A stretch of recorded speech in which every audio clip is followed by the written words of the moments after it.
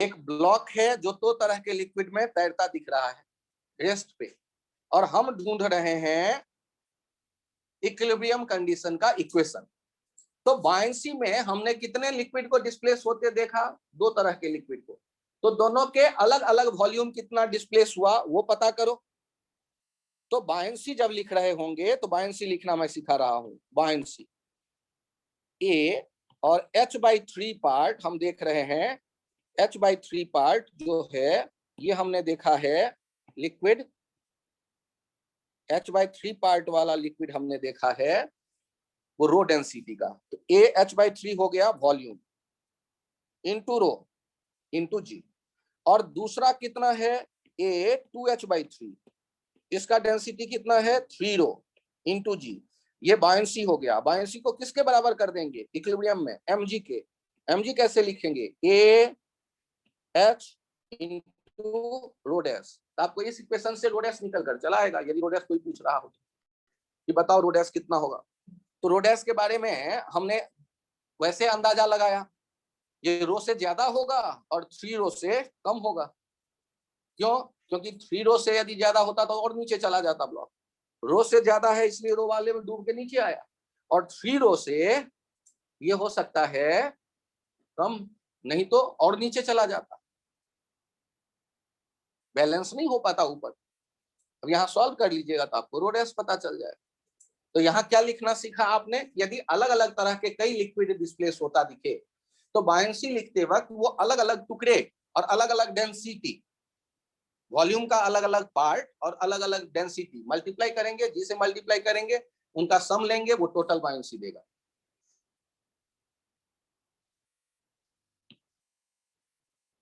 यहां चेक करिए question number 15।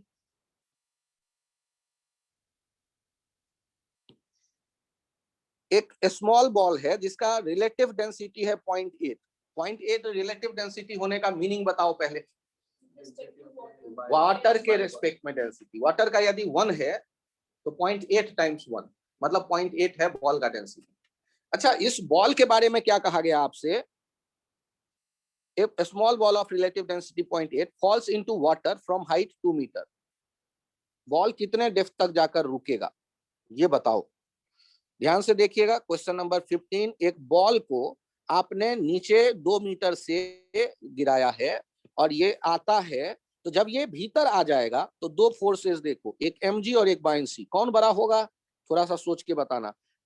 ये बायंसी। इसलिए क्या होगा, ये कहीं ना कहीं जाके रुकेगा क्योंकि यहाँ आके इसके पास वेलोसिटी दिख रहा है, तो ये नीचे जाके रुकेगा और फिर वापस आएगा।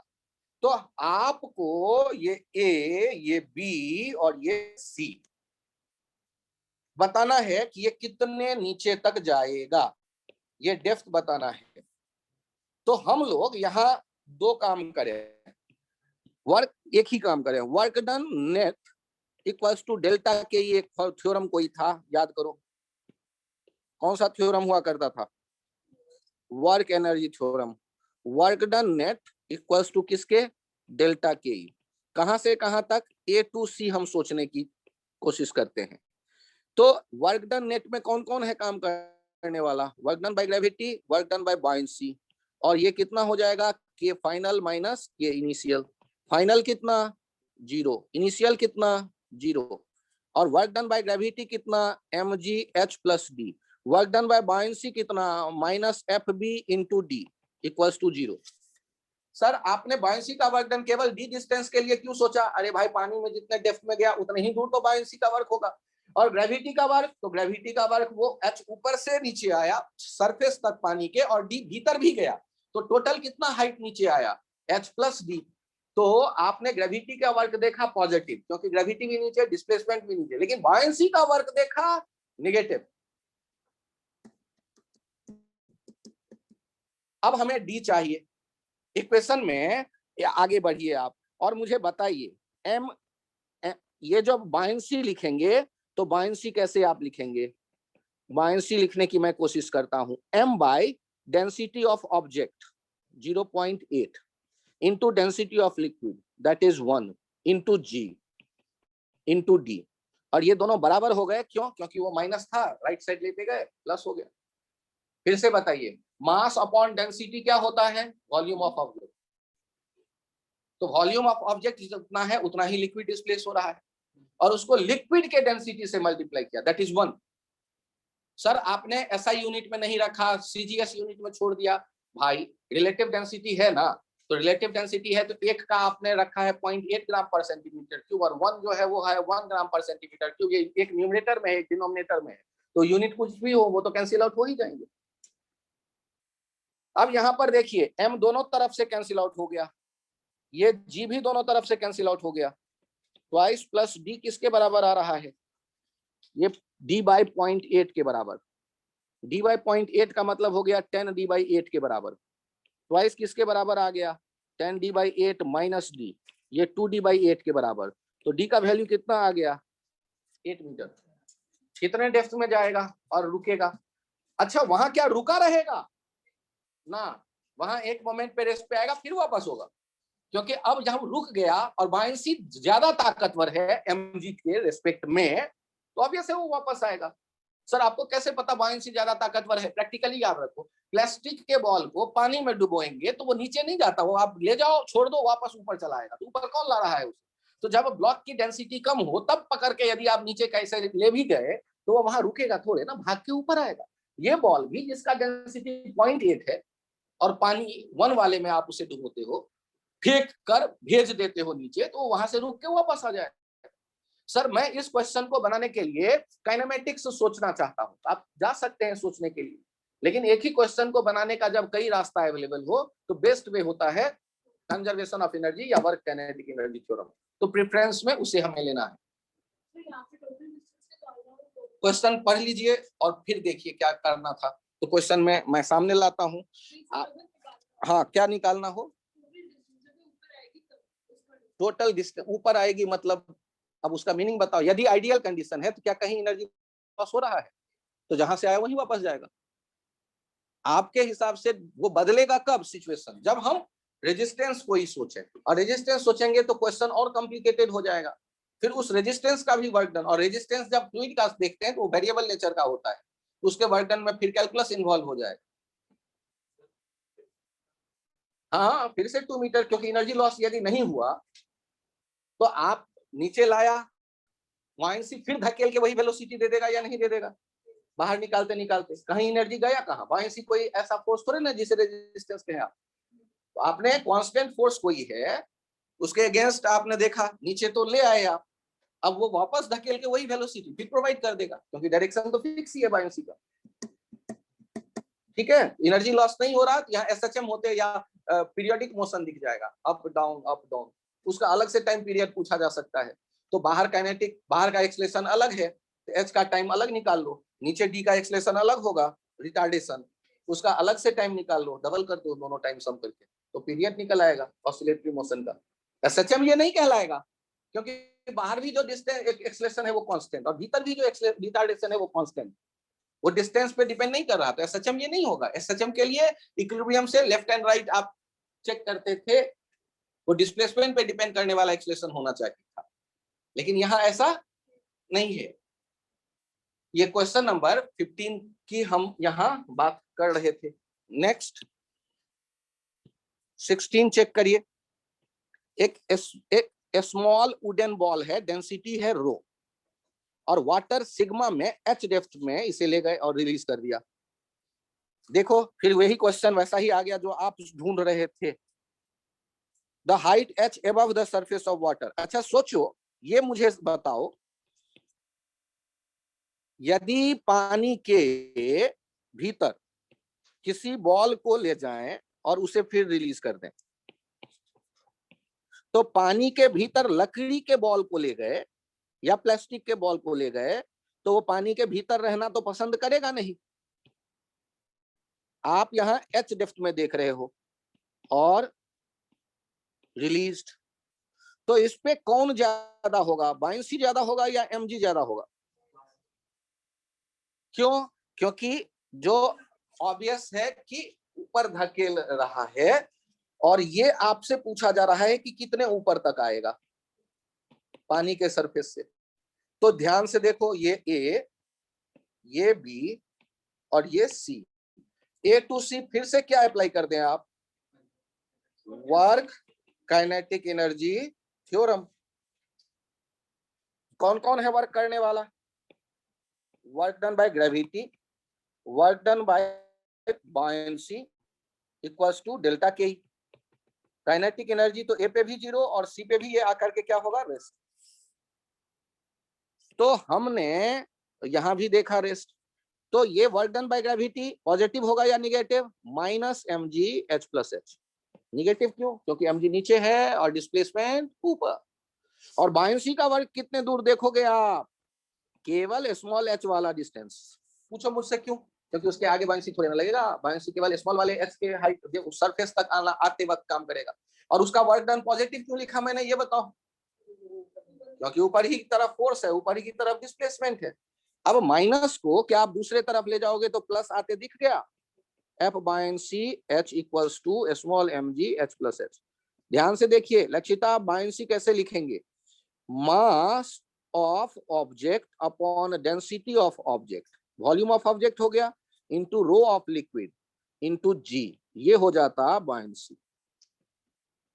अब आपके मन में ये विचार आ सकता है कि सर ये ऑब्जेक्ट का मास वाला क्या लफड़ा है, तो मास तो दोनों तरफ से चला गया, जी भी दोनों तरफ से चला गया, रो लिक्विड कितना, रो लिक्विड सिग्मा डैश कहा गया है, और रो ऑब्जेक्ट कितना, रो कहा गया है, into h equals to capital H plus small H.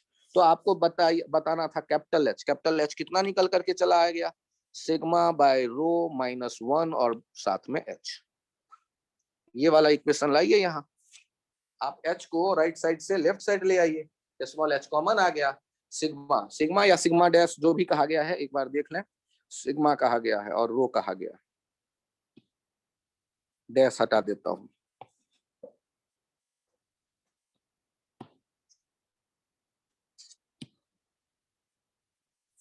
ठीक है, बायंसी लिखना मैं एक बार और सिखाऊं। Buoyancy mass upon density, volume हो गया, वॉल्यूम किसका, ऑब्जेक्ट का, और जितना ऑब्जेक्ट का वॉल्यूम है उतना ही लिक्विड डिस्प्लेस हुआ, mass of object upon density of object, volume of object आ गया, और उसको लिक्विड के डेंसिटी से मल्टीप्लाई करेंगे तो डिस्प्लेस लिक्विड का मास हो गया, और फिर जी से मल्टीप्लाई करेंगे तो डिस्प्लेस लिक्विड का वेट हो गया, तब आया है ये बायंसी।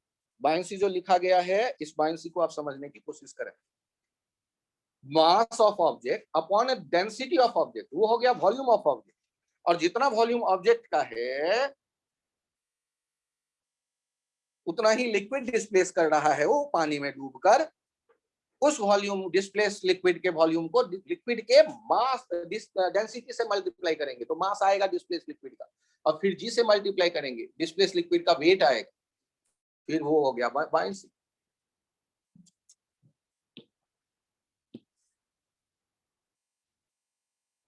क्या ये आइडिया एक बार और समझाऊं, रिधिमा कंफर्टेबल?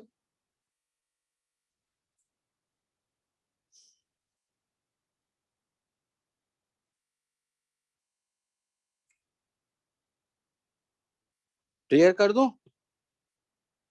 नेक्स्ट चेक करिए 17, स्फीयर है और मास है उसका, डायमीटर है तो डेंसिटी चाहो तो निकल आएगा, और फ्लोट कर रहा है एक लिक्विड में, टेम्परेचर राइज करते हैं और स्फीयर जो है 35 डिग्री सेंटीग्रेड पे डूबना शुरू करता है, डेंसिटी ऑफ लिक्विड 0 डिग्री पे इतना है।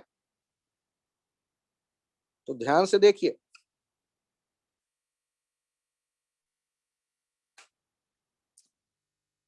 जीरो डिग्री सेंटीग्रेड पे एक बॉल को तैरते देखो,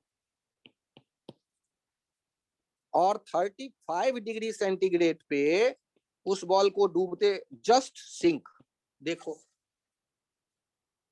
तो जस्ट सिंक कर ऐसे यदि तैर रहा होगा तो शुरू में ये लिक्विड का डेंसिटी है रो एल, और बाद में ये लिक्विड का डेंसिटी हो गया रो एल डैश। गर्म करने पर ऑब्जेक्ट के बारे में कुछ खास नहीं कहा गया, हम ये मान करके चलेंगे कि ऑब्जेक्ट का जो डेंसिटी होगा वो फिक्स है, ये ऑब्जेक्ट का डेंसिटी रो नॉट है और यहां भी रो नॉट है। ऑब्जेक्ट का डेंसिटी आएगा कैसे, mass upon 4/3 4/3 pi r cube, mass upon 4/3 pi r cube. इससे क्या पता चल जाएगा? ऑब्जेक्ट का डेंसिटी। अब ध्यान दीजिए, डेंसिटी वही यहां भी मानेंगे हम, 4/3 पाई आर क्यूब। अब आपने क्या थर्मल एक्सपेंशन पढ़ा है? टेम्परेचर बढ़ाने पर लिक्विड का वॉल्यूम बढ़ा होगा, और लिक्विड का वॉल्यूम बढ़ा होगा तो उसकी डेंसिटी क्या हो गई? कम। तो पहले लिक्विड की डेंसिटी ज्यादा थी, बॉल का कम, इसलिए बॉल बाहर निकल के तैर रहा था। टेम्परेचर बढ़ाने पर लिक्विड का डेंसिटी भी कम हो गया, और कम होके वो बॉल के बराबर हो गया, इसलिए बॉल पूरा डूब के तैर रहा है। तो यहां पर जो लिक्विड का डेंसिटी का हम रिलेशन जानते हैं, वो क्या जानते हैं? 1 - गामा डेल्टा थीटा, याद करो। और पूरा डूब के तैर रहा है, तो ये किसके बराबर हो जाएगा? रो ऑब्जेक्ट के बराबर हो जाएगा। इक्वेशन लिख दो, सॉल्व कर लो। आपको गामा चाहिए तो वो पता चल जाएगा, गामा चाहिए लिक्विड का तो पता चल जाएगा, वो thermal volume expansion coefficient. Sir आपको ये फॉर्मूला कहां से याद आया? अरे यार, लेंथ के लिए होता है ना, L' = L1 + alpha delta theta, V' = V1 + gamma delta theta, area A' = A1 + beta delta theta. अरे गामा जब यूज कर रहे हैं और डेंसिटी के बारे में, तो वहां माइनस में आ जाता है। Rho dash equals to rho bracket में 1 माइनस, क्योंकि टेम्परेचर बढ़ाने पे वॉल्यूम बढ़ता है और डेंसिटी कम होता है। तो रो डैश वाला वही फॉर्मूला चिपका दिया, rho dash equals to rho 1 - gamma delta theta. फिर से मुझे बताओ क्या हुआ? पहले बॉल का डेंसिटी कम था और पानी का ज्यादा, टेम्परेचर बढ़ाया तो पानी का डेंसिटी क्या हो गया? कम। और पानी का डेंसिटी कम होके बॉल के डेंसिटी के यदि बराबर हो गया तो जस्ट सेम है। तो बैलेंस में, तो बैलेंस में कब होगा? जब दोनों के डेंसिटी एक जैसे हो, बराबर कर दो। सर यदि बॉल का गामा मेरे पास होता तो बॉल का 35 डिग्री वाला जो डेंसिटी होता उसको बराबर करते लिक्विड के 35 डिग्री सेंटीग्रेड वाले डेंसिटी के। सर बॉल का मैं कैसे लिखता? अरे वही फॉर्मूला से, बॉल का 35 डिग्री वाला density rho dash equals to rho nought bracket 1 plus, sir 1 plus या minus? 1 minus gamma delta theta, उसको बराबर करते। लेकिन जब नहीं कहा गया है बॉल का गामा, तो हम मान करके चल रहे हैं कि बॉल के डेंसिटी में कोई चेंज नहीं हुआ, वो जो शुरू में था वही हम यूज कर लेंगे। सर यदि बॉल का गामा नहीं देके अल्फा दे दे तो 3 अल्फा को गामा कह देते हैं। सर किस चैप्टर की बात कर रहे हैं? थर्मल एक्सपेंशन नाम का एक चैप्टर हुआ करता था। चलिए आगे बढ़ते हैं। इससे आप ये समझ सकते हैं कि चैप्टर मिक्स होता है। यहाँ टेम्परेचर आ गया तो तुरंत याद आना चाहिए थर्मल एक्सपेंशन, तुरंत फॉर्मूले आ जाने चाहिए। L' = L1 + alpha delta theta, A' = A, B' = V, rho dash equals to rho bracket में 1 माइनस वहां लिखे, बाकी सारे में प्लस। क्वेश्चन नंबर 17 के बाद क्वेश्चन नंबर 18 देखते हैं। 18 वाले में चेक करिए कहानी पहले क्या है। The loss in weight of solid is W0, 0 degree पे। अच्छा मुझे ये बताओ, आप किसी ब्लॉक का वेट देख रहे हैं स्प्रिंग बैलेंस से टांग के, और उसको मैंने पानी में डुबो दिया ब्लॉक को, तो वेट कम हो जाएगा। क्यों कम हो जाएगा ये बताओ? क्योंकि बायंसी धकेल देगा। अब क्या करो, उसी पानी के बर्तन के नीचे गैस बर्नर लगाकर पानी को गर्म कर, तो पानी को गर्म करते जाएंगे तो पानी के गर्म करने पर उसका डेंसिटी बदलता दिख रहा है। तो क्या बायंसी बदलता दिखेगा? और बायंसी बदलेगा तो क्या वेट का जो रीडिंग है वो बदलेगा? तो पहले जो कमी आई थी रीडिंग में पानी का बर्तन लगाने पर, ब्लॉक को पानी में डुबा देने पर रीडिंग में, वो बायंसी के बराबर रहा होगा। और बाद वाले टेम्परेचर पे भी जो रीडिंग में एक्चुअल में कमी दिख रही होगी, एक्चुअल से उस रीडिंग के बीच का जो अंतर होगा, वो उस टाइम पर जो बायंसी होगा उसके बराबर होगा। मतलब अलग अलग टाइम पे जो अलग अलग आपके रीडिंग में अंतर दिख रहा है एक्चुअल से, वो बाइंग फोर्स के बराबर होगा। बाइंड फोर्स अलग अलग टेम्परेचर पे अलग अलग लिखेंगे। बाइंड फोर्स लिखते कैसे हैं तो वो मैं यहाँ आपको डायग्राम में समझा देता हूँ। Effect of temperature change on bind force. अब ध्यान से देखिए, एक बॉल को मैंने तैरते देखा है पूरी तरह लिक्विड में डूब करके, और ये टेम्परेचर है मान लो 0 डिग्री सेंटीग्रेड, और बाद में लिक्विड के टेम्परेचर को बढ़ा करके ये थीटा कर दिया और थीटा प्लस डेल्टा थीटा कर दिया। तो ध्यान दीजिएगा, बॉल का जो डेंसिटी रहा होगा उसके लिए मैं यूज कर रहा हूं रो ऑब्जेक्ट, जो लिक्विड का डेंसिटी है वो रो एल। और बाद में जब हम देख रहे हैं कि टेम्परेचर बढ़ाया, तो टेम्परेचर बढ़ाया तो क्या बॉल का वही साइज रहेगा या बढ़ जाएगा? टेम्परेचर बढ़ाने पे हो सकता है यदि गामा अवेलेबल हो तो बॉल का साइज भी बदलेगा, और वो साइज वॉल्यूम क्या होता है, बढ़ जाता है, और डेंसिटी क्या हो जाता है, नया वाला रो नॉट डैश हो जाएगा, और नया वाला जो लिक्विड का डेंसिटी होगा रो एल डैश हो जाएगा। अब डेंसिटी लिखते कैसे हैं, कम होता है ना, तो कम होता है तो या तो ऐसे लिखो rho nought upon 1 plus gamma delta theta, या ये अप्रोक्सीमेशन से, बाइनोमियल अप्रोक्सीमेशन से rho nought 1 minus gamma delta theta, ऐसे लिख सकते हैं। गामा किसका है, ये ऑब्जेक्ट का है। फिर से एक बार मैं लिख देता हूं, आप इसको लिख सकते हैं rho nought 1 minus gamma object delta theta. उसी तरह रो एल डैश लिख सकते हैं rho liquid 1 minus gamma liquid delta theta. अब बायंसी के बारे में सोचते हैं। बायंसी के बारे में कैसे सोचते हैं, तो बायंसी लिखने के लिए या तो ये माइनस वाला ध्यान रखना या डिनोमिनेटर में ले जाके लिखते हैं उसे ध्यान रखना। बायंसी कैसे लिखेंगे, पहले वाले केस में बायंसी कैसे लिखा जाएगा, बायंसी लिखेंगे mass of object rho of object into liquid का डेंसिटी इनटू जी। और बाद वाला कैसे लिखेंगे, buoyancy dash mass upon rho of object dash rho of liquid dash into G. तो दो अलग अलग केस में डेंसिटी कैसे, दो अलग अलग केस में बायंसी कैसे लिख रहे हैं उन्हें फील करो। मास अपॉन डेंसिटी होगा volume,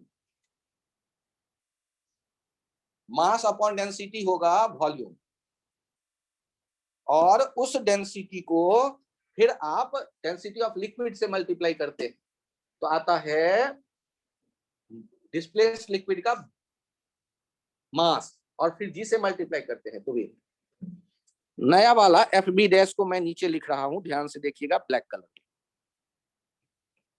F B dash mass upon rho object dash rho liquid dash into G, mass upon rho object, या तो डिवीजन वाला लिखना rho object upon 1 plus gamma object delta theta, ये हमने रो ऑब्जेक्ट लिखा। और रो लिक्विड कैसे लिखेंगे, रो लिक्विड अपॉन अरे gamma liquid delta theta into G. Sir यहाँ बड़ा कॉम्प्लिकेटेड आपने डाल दिया है डाटा, याद करो हम लोग याद करो एक बार मैं फिर से बता रहा हूँ, रो लिक्विड डैश लिखने का क्या क्या तरीका होता है। या तो मैं न्यूमरेटर में लाके लिखता हूँ, या liquid upon 1 plus gamma liquid delta theta लिखता हूँ, डिनोमिनेटर में प्लस में लिखूंगा तब डेंसिटी कम हुआ दिखा जाएगा, या न्यूमरेटर में ले आऊंगा बाइनोमियल अप्रोक्सीमेशन लगा दूंगा 1 plus x to the power n को 1 minus n x 1 plus n x लिख देते हैं। तो रो लिक्विड डैश लिखने के दो रास्ते हैं, या तो राइट साइड वाला देखो या लेफ्ट साइड वाला देखो, या तो माइनस में लेके साथ में लिखते हैं या प्लस में लेके डिनोमिनेटर में लिखते हैं। प्लस में लेके डिनोमिनेटर में लिखना ज्यादा एक्यूरेट होता है। तो हमारे पास जो डाटा आया उसे चेक करिए, M upon rho object rho liquid, और साथ में आ जाएगा 1 plus gamma object delta theta upon 1 plus gamma liquid delta theta, और साथ में आएगा ये जी। बड़ा अजीब सा एक एक्सप्रेशन आ रहा है।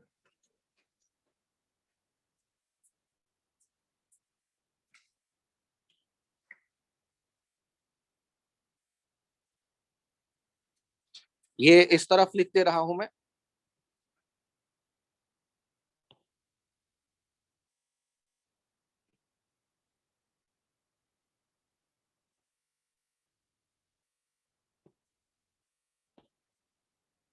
क्या यहां तक का दिख रहा है आप लोगों को?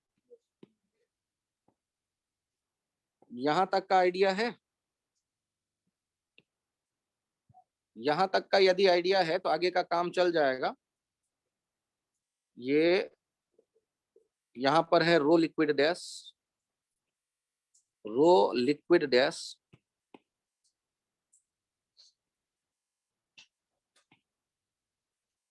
रो लिक्विड डैश लिखने के लिए क्या आया है अपने पास उसे देखना एक बार। Rho liquid upon 1 plus gamma liquid delta theta. Rho object dash के लिए क्या आया है? Rho object upon 1 plus gamma delta theta.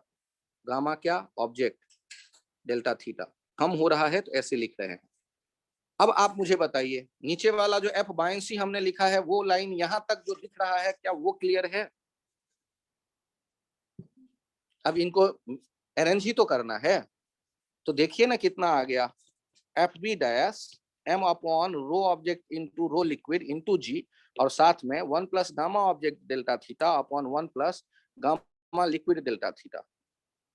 और इसको आप लिख सकते हैं F B dash equals to F B 1 plus gamma object delta theta upon 1 plus gamma liquid delta theta.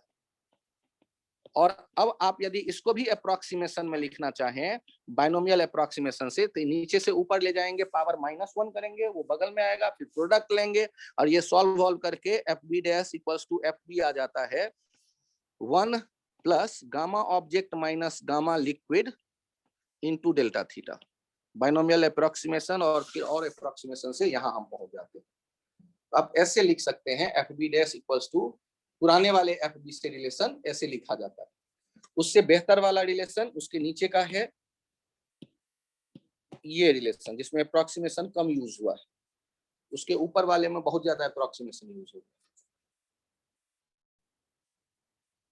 Sir ये थर्मल एक्सपेंशन और फ्लूइड, हाँ जी यहाँ पर एफ बी में आ गया, ये पुराने वाले एफ बी में चला गया, पुराने वाले एफ बी में दिया गया है। अब यहां देखना ना, ये जिसको हमने ब्रैकेट में लिया है, ध्यान देना, यदि गामा लिक्विड ज्यादा हुआ तो डिनोमिनेटर डोमिनेट करेगा, गामा लिक्विड ज्यादा हुआ तो डिनोमिनेटर डोमिनेट करेगा, और टेम्परेचर बढ़ाने पे नीचे वाला पार्ट ज्यादा हो जाने के कारण नया वाला बायंसी पुराने वाले बायंसी से ज्यादा हो जाएगा, नीचे बढ़ जाएगा तो कम हो जाएगा वो वैल्यू बायंसी का, नया वाला कम हो जाएगा। नीचे यदि गामा लिक्विड डोमिनेट कर रहा है, टेम्परेचर हमने बढ़ाया तो डिनोमिनेटर बड़ा हो गया, एफ बी डैश कम हो जाएगा एफ बी से। यदि ऑब्जेक्ट के बारे में गामा ऑब्जेक्ट हमें नहीं पता तो उसको छोड़ देंगे, 0 कर देंगे। यदि अल्फा दिया है, सॉलिड है तो उसके अल्फा दिया होगा तो 3 अल्फा लिख देंगे गामा ऑब्जेक्ट के बदले। लिक्विड के लिए अल्फा देगा नहीं, लिक्विड के लिए तो गामा ही चाहिए।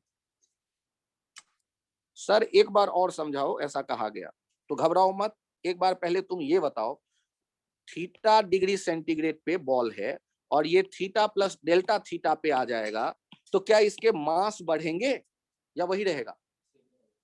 तो क्या वॉल्यूम वही रहेगा या वॉल्यूम बदलेगा, बढ़ेगा या घटेगा?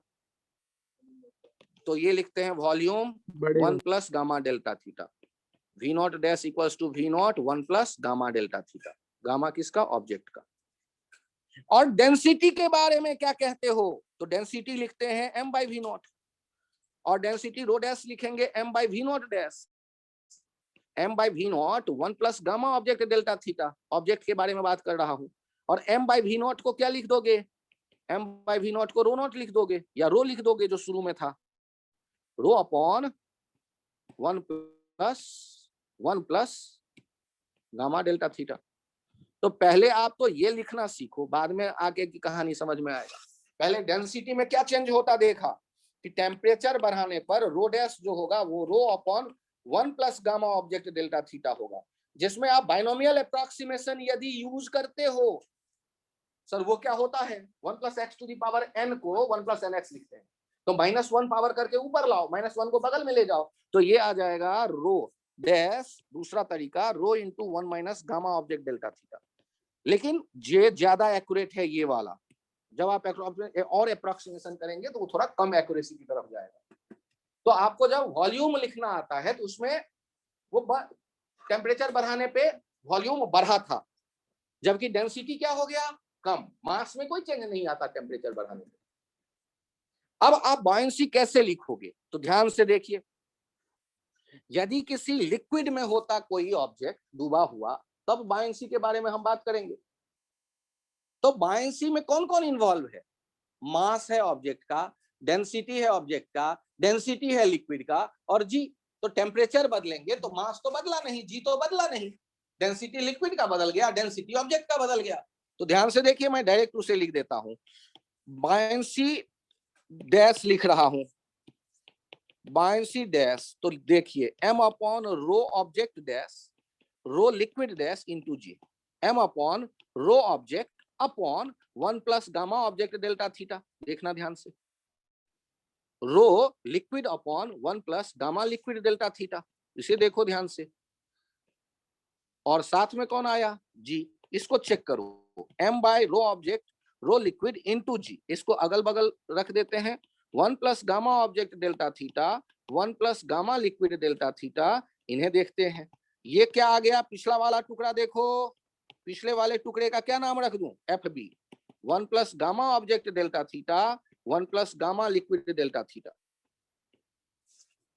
और अब हम ये टेम्परेचर डिपेंडेंसी देख रहे हैं, और ये कहानी तब वैलिड है जब बॉल पूरा का पूरा डूबा दिख रहा हो,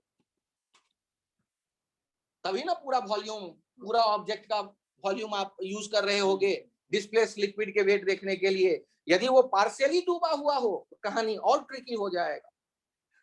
उसको आपके एक्सरसाइज थर्मल एक्सपेंशन में मेरा पूरा एक पैराग्राफ दिया हुआ है, आईआईटी ने ऑलरेडी उस पर 2 बार पूछा हुआ है, और उसमें आपको ये पहले कुछ पार्ट डूबा दिखेगा, तो कुछ पार्ट डूबा दिखेगा तो वहां ध्यान दीजिएगा, जो पार्ट डूबा हुआ है उस पार्ट का एरिया भी बदला, उसका हाइट बदला, वो ब्लॉक पे क्या असर पड़ेगा वो सारा देखना पड़ेगा हमें, वो थोड़ा और कॉम्प्लिकेटेड हो जाएगा।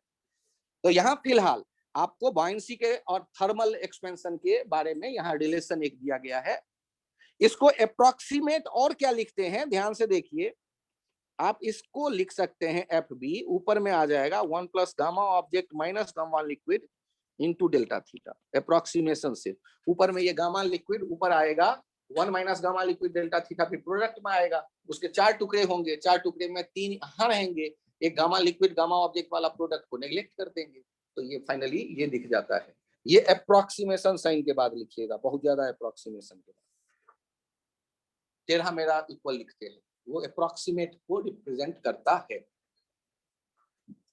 आप कहेंगे कि सर ये फ्लूइड का चैप्टर है, या फिर ये थर्मोडायनामिक्स है, या फिर ये हीट है, या फिर ये थर्मल एक्सपेंशन है, तो अब अलग अलग आइडिया ऐसे इकट्ठा होते दिखेंगे फ्लूइड मैकेनिक्स में। यहाँ हम देख रहे हैं जैसे क्वेश्चन नंबर, अब क्या 18 आपके समझ में आ जाएगा, डब्लू डैश क्या हो जाएगा, डब्लू डैश हो जाएगा डब्लू नॉट ब्रैकेट में आ जाएगा 1 plus gamma object minus gamma liquid into delta theta. Delta theta के बदले टेम्परेचर टी है तो टी से मल्टीप्लाई कर देंगे। अप्रोक्सीमेशन फाइनली यहां तक पहुंच जाएगा, क्योंकि जो बायंसी है वही तो वेट में कमी है, तो शुरू वाला जो बायंसी वेट में कमी था वो डब्लू नॉट था, तो नया वाला जो कमी थी टेम्परेचर पे दिखेगा वो एफ बी डैश होगा, डब्लू होगा डैश, वो डब्लू नॉट ब्रैकेट में 1 plus gamma object minus gamma liquid into delta theta. यदि गामा ऑब्जेक्ट के बदले अल्फा ऑब्जेक्ट दिया हो तो 3 अल्फा ऑब्जेक्ट रख देना, गामा लिक्विड तो देना ही पड़ेगा क्योंकि उसमें अल्फा नहीं होता लिक्विड में, अल्फा बीटा, क्योंकि लेंथ का सेंस नहीं है लिक्विड में, लेंथ बदलोगे, वहां केवल गामा मिलता है।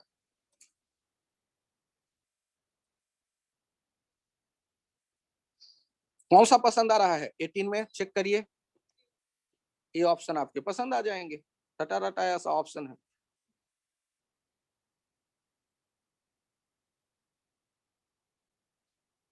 चलिए आगे बढ़ते हैं, क्वेश्चन नंबर 19।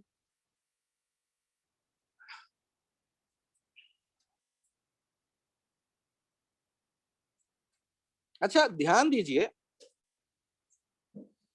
एक बर्तन में रखा हुआ है लिक्विड, और आप 2 केसेस देखना, 2 केसेस देखना, एक छोटा सा बर्तन है, ये थीटा डिग्री पे और सेंटीग्रेड पे, और उसमें लिक्विड रखा हुआ दिख रहा है। m मास का।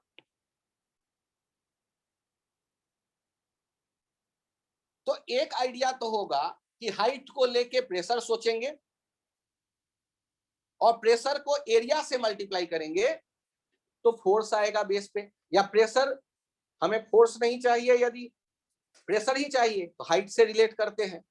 और दूसरा आइडिया होता है कि यहां पर चूंकि वर्टिकल सिलेंडर है तो कोई भी लिक्विड दीवार पे जाके नहीं बैठा है, सारा बेस पे बैठा है, तो यहां वाला प्रेशर आप तो या तो रोजी एच लिखते हैं या इसको ऐसे भी लिख सकते हैं mg/a। दो तरह से लिख सकते हैं, या तो रोजी एच लिखते या mg/a लिखते। तो मैं अभी mg/a इसलिए लिख रहा हूं क्योंकि जब मैंने टेम्परेचर बदला तो टेम्परेचर बदला होगा तो ए से एरिया बदल करके ए डैश हो गया होगा। सर आपको कैसे पता चला? अरे यार टेम्परेचर बदला होगा तो बर्तन बड़ा हो गया होगा, हाइट बड़ी होगी, बेस बढ़ा होगा, फील तो करो। और उसमें रखा हुआ लिक्विड वो भी अपना वॉल्यूम बढ़ा चुका होगा, लेकिन क्या मास बदलेगा? क्या मास बदलेगा? मास नहीं बदलेगा तो प्रेशर पी डैश क्या लिखोगे? mg/a dash. तो प्रेशर में जो चेंज आ रहा है उस फ्रैक्शनल चेंज को, परसेंटेज चेंज को कैसे लिखेंगे? P dash minus P by P into 100 यदि परसेंटेज में जाना है तो। यहां से ध्यान से देखिएगा, P डैश हो गया mg/a dash minus mg/a upon mg/a into 100। ये mg हर एक जगह से हटा दो, ये क्या आ जाएगा? a minus a dash by a dash into 100, या इसे लिख सकते हैं minus delta A by A into 100। Minus delta A क्योंकि final minus initial delta A होता है। ये डेल्टा ए बाई ए को लिखते हैं बीटा डेल्टा थीटा, शायद याद आ जाए आपको। तो बीटा डेल्टा काम कर देगा। बीटा डेल्टा थीटा किसके लिए? तो बर्तन के लिए। यदि बीटा ना हो तो अल्फा यूज कर लो, ट्वाइस अल्फा बर्तन डेल्टा थीटा। परसेंटेज चाहिए तो इंटू 100। राइट साइड में लिख रहा हूं फिर से, आप यहां देखिए minus delta A by A into 100। Delta A by A को लिख सकते हैं बीटा बर्तन डेल्टा थीटा इंटू 100, परसेंटेज में जाना चाहते हैं, और बीटा के बदले लिख सकते हैं ट्वाइस अल्फा। माइनस बताएगा कि प्रेशर डिक्रीज हुआ है, डेल्टा थीटा इंटू 100। अल्फा दिया हो ट्वाइस अल्फा लिखोगे बीटा के बदले। परसेंटेज पूछे तो 100 से मल्टीप्लाई कर दोगे, परसेंटेज नहीं पूछे तो 100 हटा लेना, फ्रैक्शन हो। Percentage change in pressure at base. Sir ने हाइट के बारे में क्यों नहीं? अरे यार हाइट में जाता तो पंगा और था, एम तो फिक्स है ना, एम सोने पे भाग गया। मैं यदि हाइट तो फिर हाइट कितना वो निकालना पड़ता, उसमें बेस एरिया का भी सोचना पड़ता, तो बेस एरिया बड़ा है तो हाइट क्या हुआ होगा, कम होगा या बड़ा, डिपेंड करे वो है। तो बचने के लिए हमें पता वर्टिकल है, वर्टिकल वॉल है तो वॉल पे लिक्विड नहीं बैठा है, पूरा लिक्विड बेस पे बैठा है, तो mg/a होगा प्रेशर, और m फिक्स है, mg/a में केवल a पे जाके फोकस करो। प्रेशर बदला इसलिए क्योंकि एरिया बदली, एरिया क्या हो गया? बढ़ गया, तो प्रेशर क्या हो गया? कम हो गया, m तो फिक्स है, तो हमें हाइट पे जाकर के अकल लगाने की आवश्यकता नहीं पड़ी, हम बच गए वहां उस मेहनत से। ये यदि आप समझ पा रहे हो तो ध्यान से देखिए, यहां पर पर्टिकुलर क्वेश्चन जो था क्वेश्चन नंबर 19 में वही परसेंटेज पूछ रहा है। परसेंटेज आप बता ही सकते हैं, डेल्टा थीटा आपको पता है, ट्वाइस अल्फा पता है, और आपको लिक्विड वाला नहीं चाहिए गामा, आपको कौन सा चाहिए? अल्फा, ट्वाइस अल्फा, वो जो बर्तन रहा होगा उसका अल्फा चाहिए। ठीक है, यदि गामा दिया गया हो तो गामा को 2 से डिवाइड करेंगे तो अल्फा आएगा, उसको 2 से मल्टीप्लाई करेंगे तो बीटा आएगा। आपको बीटा चाहिए था बर्तन का, ध्यान रखिए।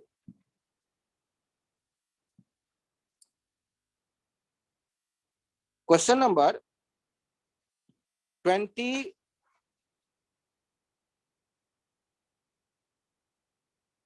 परसेंटेज चेंज इन अपथ्रस्ट की बात कर रहा है। परसेंटेज चेंज इन अपथ्रस्ट की बात कर रहा है, तो आप मुझे बताइए परसेंटेज चेंज इन अपथ्रस्ट के बारे में। अपथ्रस्ट का टेम्परेचर डिपेंडेंसी, अपथ्रस्ट का टेम्परेचर डिपेंडेंसी क्या था? अभी अभी कुछ देर पहले देखा था, F B dash equals to F B 1 plus gamma object gamma liquid delta theta, ऐसा ही कुछ आया था ना। तो यदि इसको देखना चाहें तो ध्यान से देखिए, F B dash equals to F B minus F B या plus F B gamma object minus gamma liquid delta theta. F B dash minus F B equals to F B gamma object minus gamma liquid delta theta. यहां पर देखिए F B dash minus F B by F B, ये क्या हो गया? Gamma object minus gamma liquid delta theta. आप को सारे इंफॉर्मेशन दे दिए गए तो परसेंटेज चेंज बायनेंसी में क्या होगा, दिख जाएगा। क्वेश्चन नंबर ये था 20, क्या कह रहा था? क्वेश्चन नंबर 20 में अपथ्रस्ट का परसेंटेज चेंज चाहिए था। तो अपथ्रस्ट का रिलेशन ऑलरेडी आप डिराइव कर चुके हैं एक, और ऐसे रिलेशन में अभी जैसे एरिया वाला था या जैसे वॉल्यूम वाला होता, जैसे लेंथ वाला होता, तो डायरेक्ट आपको याद आ जाता है delta L by L equals to alpha delta theta, delta A by beta theta, delta V by V gamma delta theta.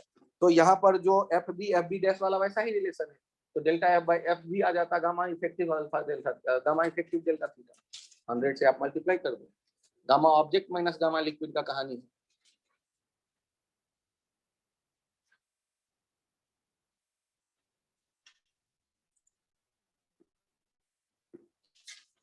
क्या मैं ये मान के चलूं कि ये पॉइंट थोड़ा थोड़ा समझ में आ गया है?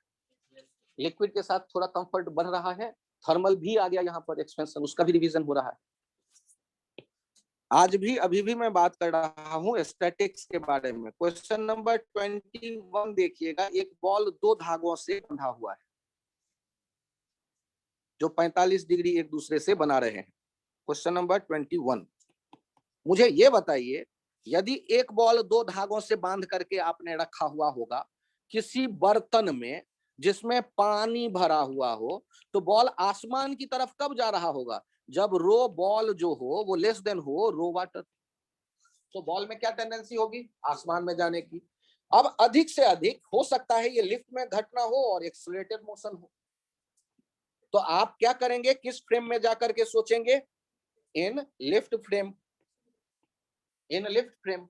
और लिफ्ट फ्रेम में याद करिए एफ बायनेंसी कैसे लिखा करते थे? Mass upon rho ball into रोल वाटर इंटू जी के बदले G plus A, G effective. Tension दोनों में सिमेट्री के कारण टी और टी। यदि ये 45 दिख जाए, क्योंकि यहाँ 45 था, तो दोनों का वर्टिकल कंपोनेंट हो जाएगा T cos 45 T cos 45। Horizontal वाले कंपोनेंट कैंसिल आउट हो जाएंगे, टी साइन 45 टी साइन 45। अब आप बचेगा कौन? देखेंगे नीचे एक एम जी और नीचे एक आएगा एम ए स्यूडो। नीचे एम जी और एम ए, सर कलर बदल के, ये नीचे एम जी और ये एम ए और ये टी कॉस 45, ये टी कॉस 45 और एफ बायनेंसी में आपको याद आ गया कि जो बायनेंसी लिखेंगे उसमें जी इफेक्टिव होगा, बायनेंसी लिखेंगे उसमें जी इफेक्टिव होगा। जी प्लस ए क्यों? क्योंकि एक रिलेशनशिप पर जा रहा है। और आप किस फ्रेम में बात कर रहे हो? इन लिफ्ट फ्रेम, तभी तो स्यूडो यूज कर रहे हो। और लिफ्ट फ्रेम ये क्या दिखेगा? रेस्ट। तो इक्वेशन क्या लिख दोगे? F buoyancy equals to M G plus M A plus 2t cos 45। ये ट्रिकी टफेस्ट एक आइडिया। लिफ्ट में है, पानी भी है, धागे भी है, एक्सलेटेड भी है, सब कुछ। एक्सलेटेड फ्रेम में जब बायनेंसी लिखना हो तो effective weight of displaced liquid.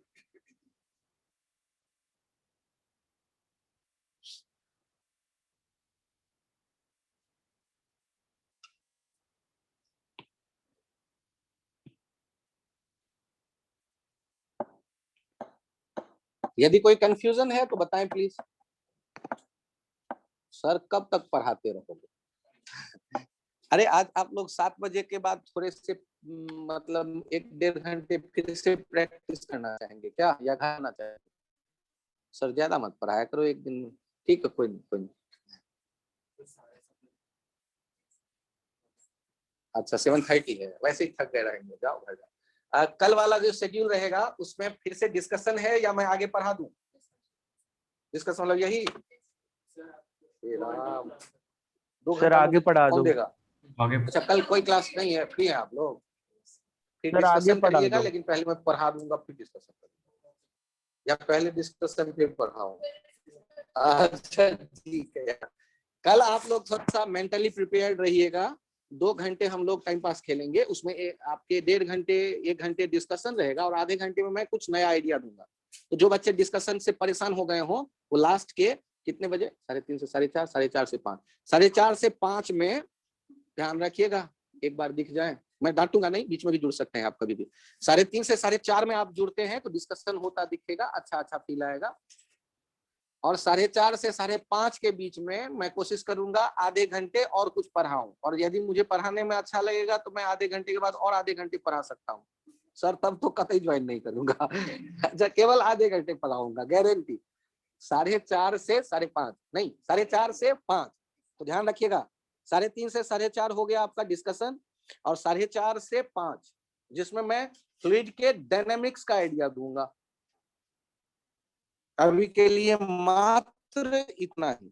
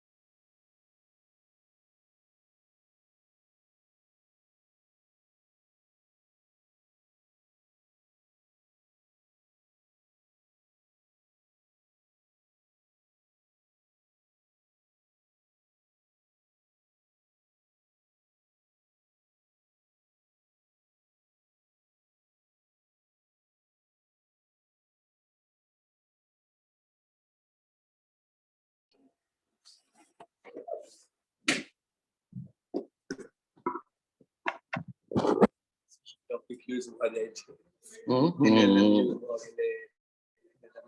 वाला ऑटोमेटिक वाला पार्ट छे सर क्वेश्चन हमरा थर्मोडायनामिक्स ने थर्मल एक्सपेंशन वाला पार्ट देखबा तन तो कैसे भी इतने रास गुड इवनिंग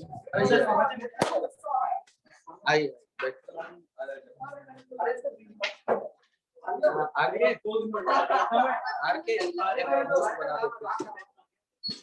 एक बार होस्ट बना दो मुझे। आदित्य सर वेटिंग, उसको वेटिंग ही रहा, उसको वेटिंग